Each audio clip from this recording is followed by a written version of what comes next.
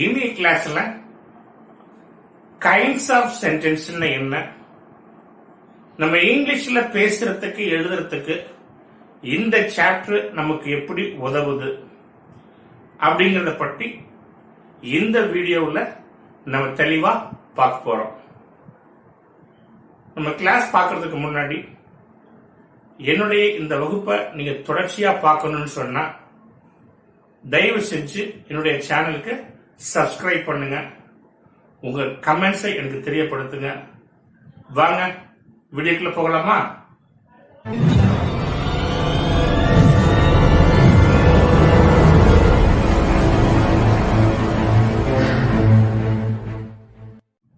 Kinds of sentence.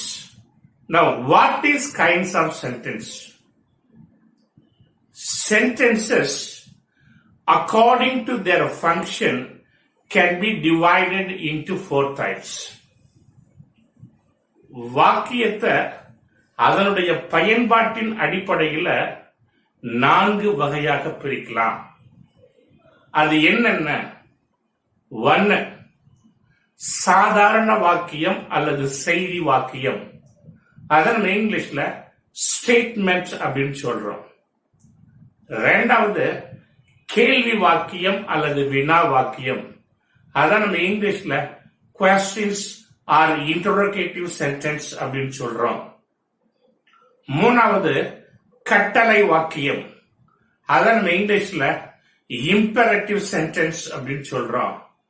4வது வியப்பு வாக்கியம் அல்லது ஆச்சரிய வாக்கியம், அத நம்ம இங்கிலீஷ்ல எக்ஸ்கிளமேட்டரி சென்டென்ஸ் அப்படின்னு சொல்றோம். இப்படி வாக்கியத்தை மொத்த எத்தனை வகையா பிரிக்கலாம்? 4 வகையா பிரிக்கலாம். இப்ப நான் கிளாஸுக்கு போறதுக்கு முன்னாடி ஒரு சின்ன கேள்வி கேட்க விரும்புறேன். சப்போஸ் நான் இங்கிலீஷ்ல ஒரு வாக்கியத்தை கொடுத்து அந்த வாக்கியம் எந்த வகையை சேர்ந்தது அப்படின்னு நான் கேட்கிறேன்னு வச்சுக்கீங்களேன். இப்ப அந்த வாக்கியத்தினுடைய அர்த்தம் நமக்கு புரிஞ்சுதுன்னா, சார் இந்த வாக்கியமானது ஸ்டேட்மெண்ட் அல்லது இந்த வாக்கியமானது கொஸ்டின் அல்லது இந்த வாக்கியமானது இம்பெரேட்டிவ் சென்டென்ஸ் அப்படின்னு நம்ம சொல்லிடலாம். ஆனா வழக்கம் போல அந்த வாக்கியத்தினுடைய பொருள் நமக்கு புரிஞ்ச மாதிரியும் இருக்குது, புரியாதது மாதிரி இருக்குது அப்படின்னு வச்சுக்கோமே. அந்த சூழ்நிலையில அந்த வாக்கியமானது எந்த வகையை சேர்ந்தது அப்படிங்கறத நம்மளால சொல்ல முடியுமா முடியாதா? என்ன முடியுமா முடியாதா? முடியும். எப்படி முடியும் அப்படின்னா, அந்த வாக்கியத்தினுடைய பொருள் நமக்கு தெரியாவிட்டாலும் அந்த வாக்கியத்தினுடைய அமைப்பு முறை, அதாவது ஸ்ட்ரக்சர் ஆஃப் த சென்டென்ஸை வச்சு அந்த வாக்கியமானது எந்த வகையை சேர்ந்தது அப்படிங்கறத நம்மளால கண்டுபிடிக்க முடியும். சோ இப்ப நம்ம கைண்ட்ஸ் ஆஃப் சென்டென்ஸ் என்னென்ன, அது எப்படி இருக்கணும் அப்படிங்கறத பார்க்கலாம். 1. ஸ்டேட்மெண்ட்.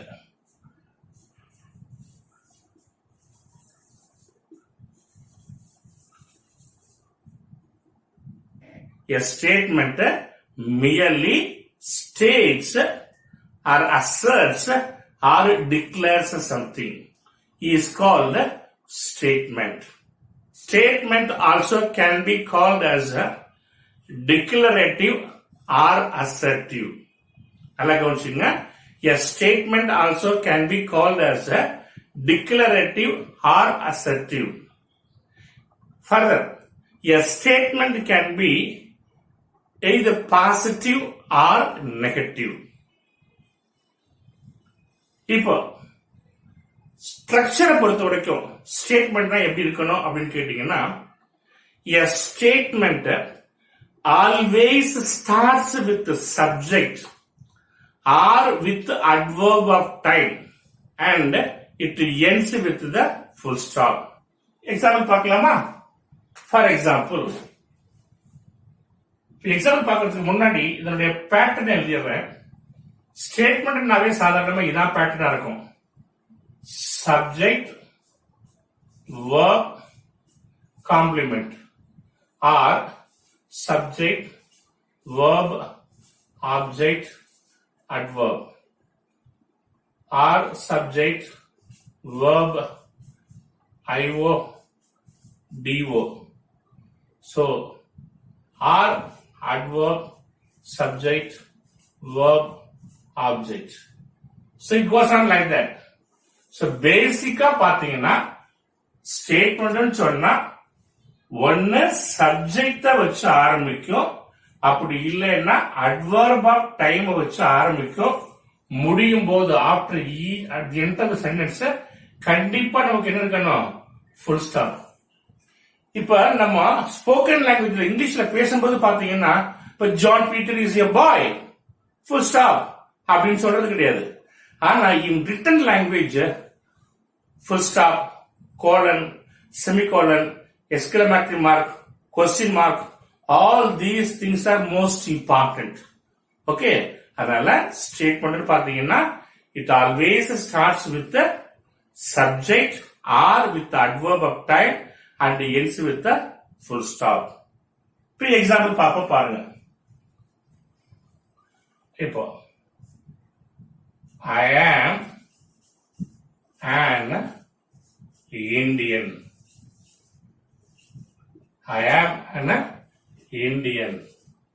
இப்ப பாருங்க, I subject, verb, complement. At the end it ends with what? Full stop. But tomorrow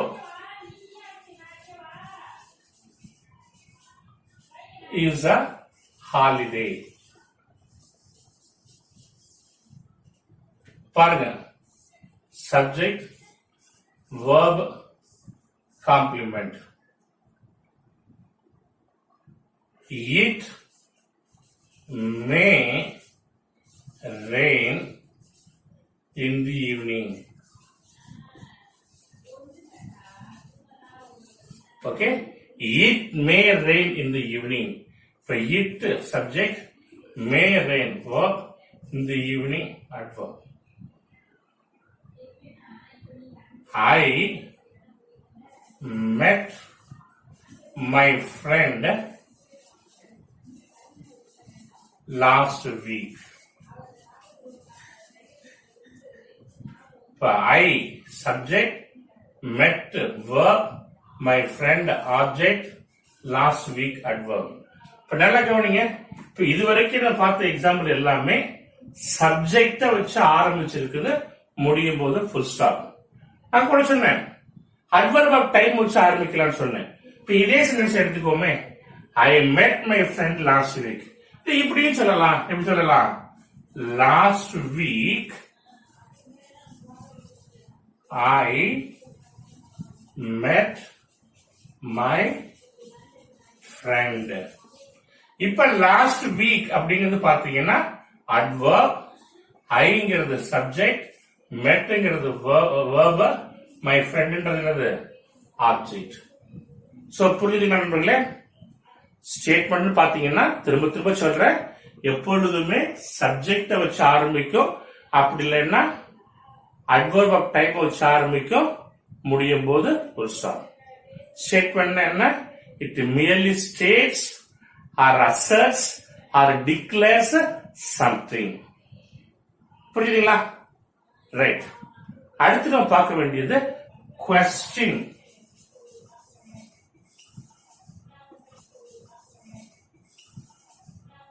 Or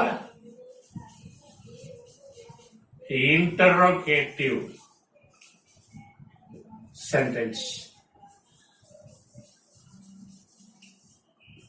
Okay, second one என்னங்க?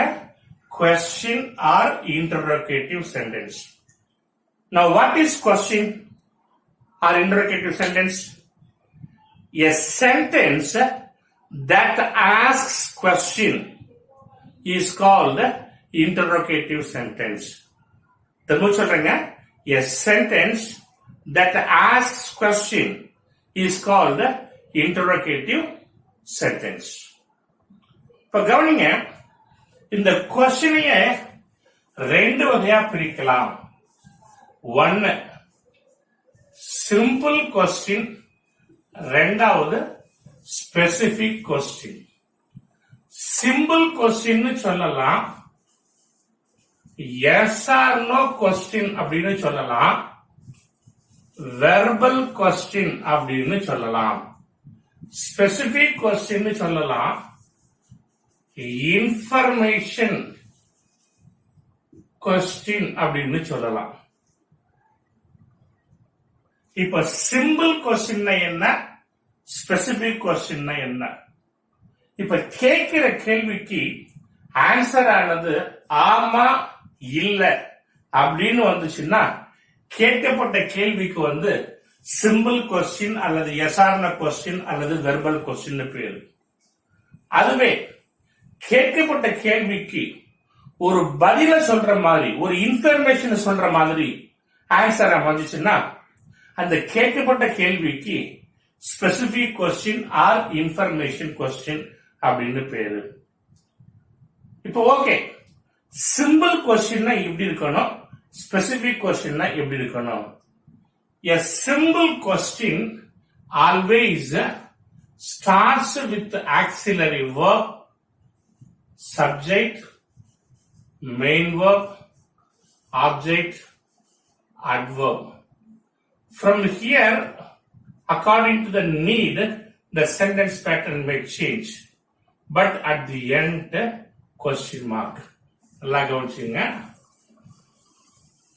சிம்பிள் கொஸ்டினுடைய சென்டென்ஸ் பேட்டர்னுடைய ஆர்டர் எப்படி இருக்கணும்னா, ஃபர்ஸ்ட் கண்டிப்பா ஆக்சிலரி வெர்ப் வரணும், அடுத்து followed by that subject, followed by that main verb, from that object வரலாம், இல்ல ஆப்ஜெக்ட்ல அட்வர்ப் வரலாம். So it can vary according to the situation. But at the end கண்டிப்பா என்ன வரணும், கொஸ்டின் மார்க் வரணும். அப்படி வந்துச்சுன்னா அதுக்கு என்னன்னு பேருங்க, சிம்பிள் கொஸ்டின். என்ன எக்ஸாம்பிள் பாருங்க. Did you meet your friend yesterday?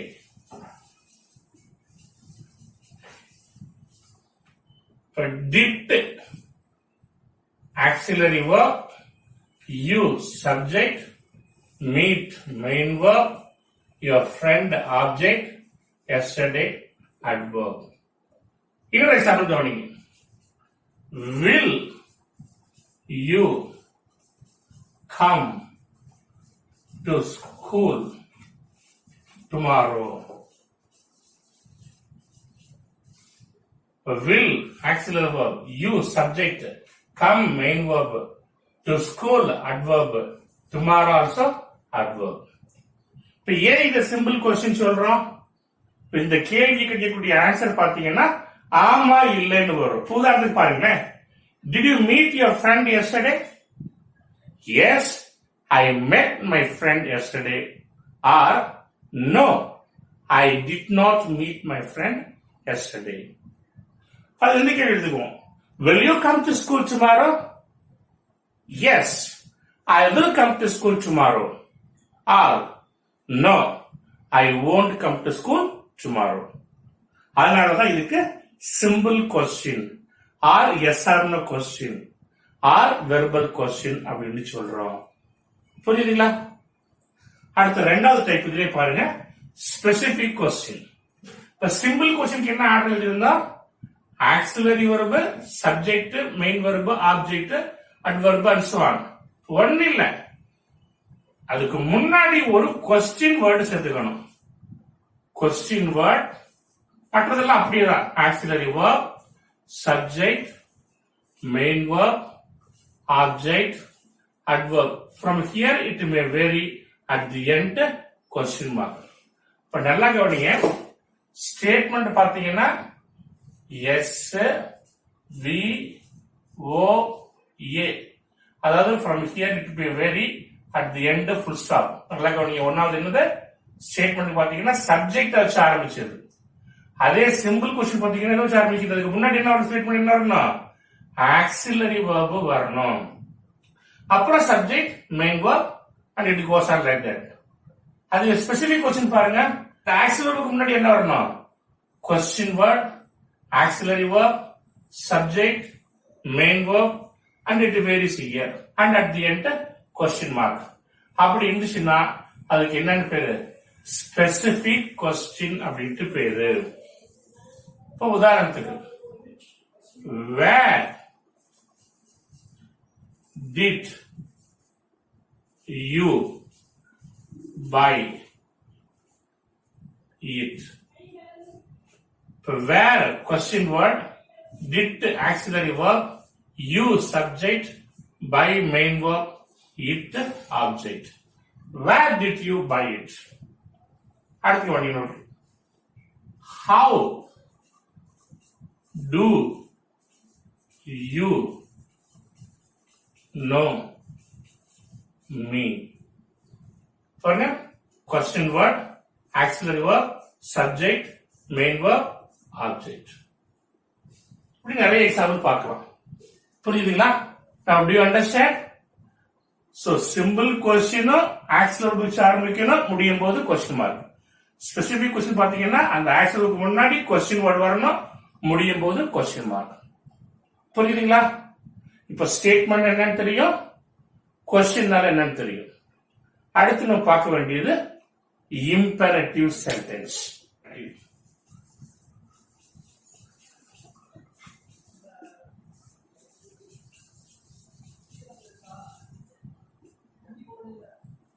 Now imperative sentence can be a command, a request, an advice,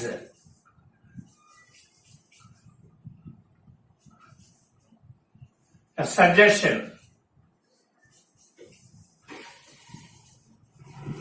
or a wish. நல்லா கவனிங்க. இம்பெரட்டிவ் சொன்னா it can be of a command, a request, an advice, a suggestion, or a wish. Right? Now, what should be the structure of an imperative sentence? Imperative sentence always starts with the present form of main verb. Imperative sentence பொறுத்த வரைக்குங்க வராது வராது வராது subject வராது, இருக்காது இருக்காது இருக்காது subject இருக்காது. எடுத்த உடனேயே பிரசன்ட் டென்ஸ் மெயின் வெர்பு. வேற இம்பெரட்டிவ் சென்டென்ஸ் வேற எந்த டென்ஸ்லயும் வராது. 12 டென்ஸ் நமக்கு இருந்தாலும் இந்த இம்பெரட்டிவ் சென்டென்ஸை பொறுத்த வரைக்கும் இது எந்த டென்ஸ்ல மட்டும்தான் வரும், பிரசன்ட் டென்ஸ்ல மட்டும்தான் வரும். அதனால எடுத்த உடனேயே இது பிரசன்ட் ஃபார்ம் மெயின் வெர்ப் வச்சு தான் ஆரம்பிக்கணும். அடுத்த ஆப்ஜெக்ட், அடுத்தது adverb. From here it can vary according to the need and situation. So imperatives பாத்தீங்கன்னா வேர்ப வச்சு ஆரம்பிக்கணும், முடியும் போது கண்டிப்பா என்ன பண்ணணும், ஃபுல் ஸ்டாப் வரணும். எக்ஸாம்பிள் பார்க்கலாமா? Be cool. பாருங்க, பிரசன்ட் டென்ஸ் மெயின் வெர்ப், முடியும் போது ஃபுல் ஸ்டாப் வருது. prepare well for the examination. Prepare well for the exam. வச்சுக்கோமே. ஓகே, ரிக்வஸ்ட் ஃபார் எக்ஸாம்பிள் வச்சுக்கோமா. Please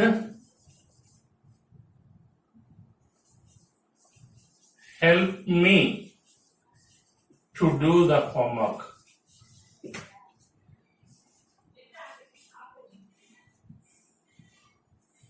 I'll advise for example.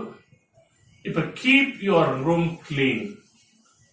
Keep your room clean.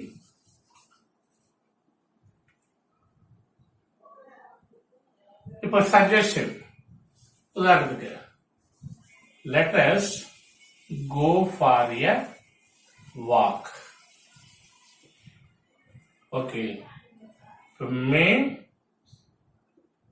God bless you.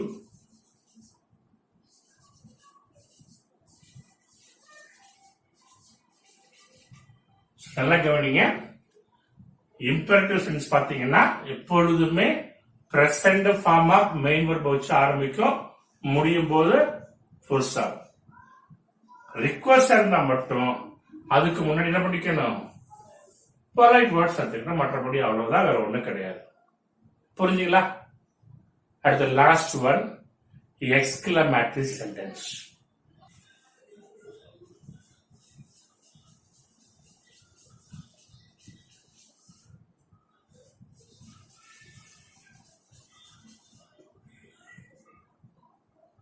Now, what is exclamatory sentence? It is an outburst of fear, strong feelings or emotions, or surprise. For example,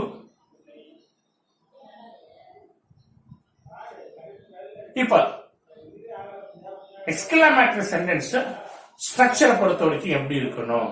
It sometimes starts with interjection word followed by an exclamatory mark at the end to full stop, or there won't be interjection word but at the end certainly it ends with what? It will end with what? Exclamatory mark. இதான் structure. ரொம்ப ஈஸியா கண்டுபிடிச்சிடலாம். Meaning கேட்டீங்கன்னா exclamatory sentence பொறுத்த வரைக்கும் என்ன வரும்? ஒரு எக்ஸ்கிளமேட்டரி மார்க் கண்டிப்பா இருக்கும். For example, wow, how beautiful she is. Wow, how beautiful she is. அடுத்து alas, he is dead. ரெண்டு பாருங்க, இன்டர்ஜெக்ஷன் வேர்ட் வந்திருக்குது, followed by exclamatory mark at the end of full stop. அப்படின்னா சஸ்பெக்ட் இன்டர்ஜெக்ஷன் வேர்ட் வராது. For example, what a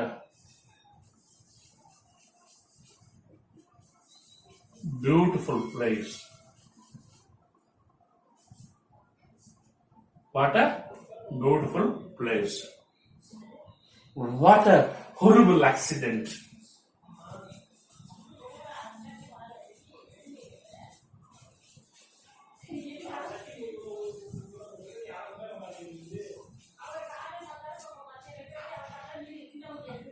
என்ன நண்பர்களே, புரிஞ்சுதுங்களா? இப்போ கைண்ட்ஸ் ஆஃப் சென்டென்ஸ்னா என்ன, அதனுடைய சென்டென்ஸ் ஸ்ட்ரக்சர் எப்படி இருக்கும் அப்படிங்கிறத பார்த்துட்டோம். மீண்டும் சந்திப்போம். Until then, bye.